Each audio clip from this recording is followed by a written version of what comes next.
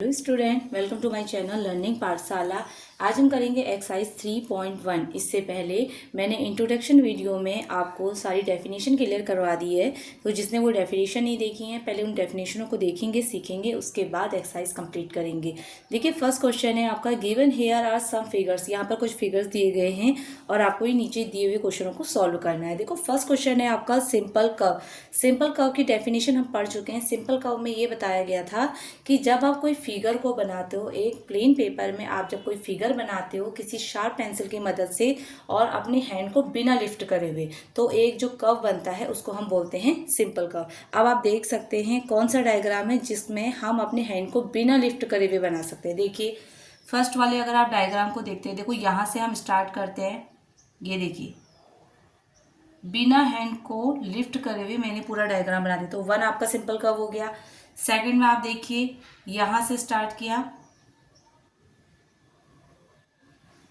वहीं पर एंड कर दिया, तो सेकंड वाला भी आपका क्या है, सिंपल कर्व है।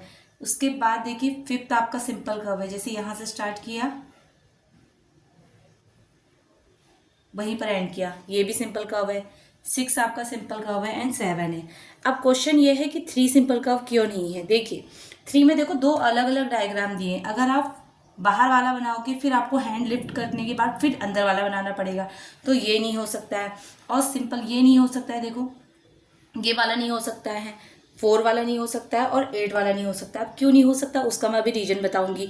उसके बाद है सेकंड है आपका simple closed curve. Simple closed curve क्या होते हैं, वो भी कर्व ही होते हैं, बट सिंपल क्लोज्ड कर्व में एक और था कि आपको जो भी आप कर्व बनाते हो उसमें आपस में लाइनें इंटरसेक्ट नहीं करनी चाहिए। देखो जो भी आपने, देखो वन है, टू है, इसमें लाइन इंटरसेक्ट नहीं हो रही है, फाइव में नहीं हो रही है, सिक्स में नहीं हो रही है और सेवन में नहीं हो रही है।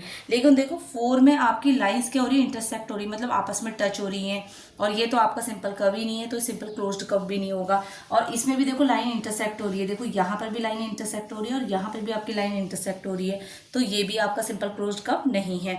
उसके बाद आती है बात पॉलीगन की। पॉलीगन क्या होते हैं, पॉलीगन की डेफिनेशन में हमने पढ़ा हुआ था कि ऐसा सिंपल क्लोज्ड कर्व, मतलब आप ऐसा क्लोज कर्व बनाएंगे जो किससे बना हो, सिर्फ लाइन सेगमेंट से बना हो।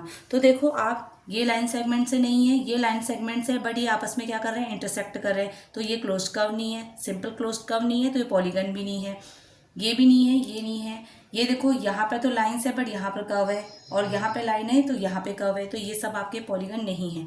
तो पॉलीगन में कौन कौन आया, आपके वन एंड टू आपका पॉलीगन आ गया। उसके बाद है कॉन्वेक्स पॉलीगन। कॉन्वेक्स पॉलीगन में ये कहा गया था कि जितने भी, जो भी आप डायग्राम बनाओगे, जो भी आप कर्व बनाओगे, उसमें कोई भी साइड क्या ना हो आपकी 180 डिग्री से ज़्यादा ना हो, आपको 180 डिग्री से छोटी ही होनी चाहिए, लेस देन 180 डिग्री होना चाहिए एंगल। तो आप देखिए इस वाले में, क्योंकि पॉलीगन दो ही हैं तो इन दोनों में ही आपको चेक करना पड़ेगा। इसमें देखो कोई भी एंगल कहीं से भी आप देखोगे तो 180 से, सब जगह क्या है, 180 से क्या है, लेस है। कहीं से भी आप देखो तो 180 से क्या है, लेस है, तो ये कॉन्वेक्स पॉलीगन है। कॉनकेव पॉलीगन की डेफिनेशन ये कहती है कि एटलीस्ट कम से कम एक एंगल आपका 180 डिग्री से ज़्यादा होना चाहिए। अगर आप यहाँ से देखते हो तो ये 90 डिग्री है, बट आप जब यहाँ से देखोगे तो ये आपका क्या है, 90 डिग्री से क्या है, ज़्यादा है। तो 90 डिग्री, सॉरी 180 डिग्री से क्या है, ज़्यादा है। तो 180 डिग्री से ज़्यादा है, तो इसका मतलब ये कौन सा पॉलीगन है, आपका कॉनकेव। कॉनकेव में कहा गया था कि आपका एटलीस्ट वन एंगल क्या हो, 180 डिग्री से ज़्यादा हो। और कॉन्वेक्स में कहा गया था कि कोई भी एंगल 180 डिग्री से ज़्यादा नहीं होना चाहिए, सभी क्या होनी चाहिए, 180 डिग्री से कम होनी चाहिए। आई होप इतनी चीज़ें आपको क्लियर हो गई होगी। अब करते हैं क्वेश्चन नंबर 2। क्वेश्चन नंबर 2 है, what is a regular polygon. Regular polygon किसे कहते हैं। देखो ये डेफिनेशन मैंने आपको पहले बता दी कि रेगुलर पॉलीगन क्या है करके, तो रेगुलर पॉलीगन की डेफिनेशन में एक बार और रिपीट कर देती हूँ। A polygon having all sides are equal, ऐसा पॉलीगन जिसकी सारी साइड्स भी इक्वल हैं, and all angle are equal, जिसकी साइड्स एंड एंगल दोनों ही क्या हैं, इक्वल हैं, उसको हम बोलते हैं रेगुलर पॉलीगन। अब देखिए यहाँ पर आपको कुछ क्वेश्चन दिए हुए हैं। State the name of a regular polygon. जैसे थ्री साइड वाला है तो थ्री साइड वाला कौन सा पॉलीगन होगा वो आपको बताना है। तो थ्री साइड जिसकी इक्वल होंगी कौन होगा, वो आपका इक्विलेटरल ट्राइंगल, जिसकी तीनों साइडें क्या होती हैं, आपस में इक्वल होती हैं, इक्विलेटरल